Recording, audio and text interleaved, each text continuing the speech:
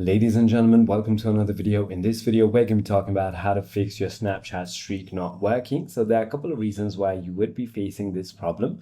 So make sure that your friend and So you want to make sure that you and your friend both sent a snap within 24 hours to maintain a streak.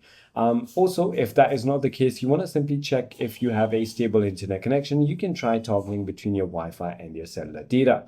If your application is not up to date, go to your App Store or Play Store and simply go ahead and update your application. Inside of your Snapchat, simply tap on your profile and settings and simply go ahead and look for clear cache settings.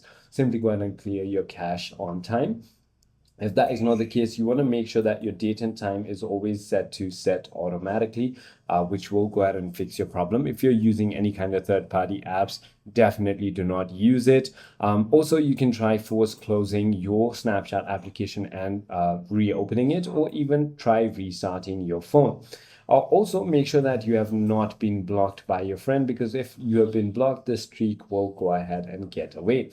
I hope this video clarifies everything for you. If you have further more queries, feel free to comment down below and I'll see you on the next one.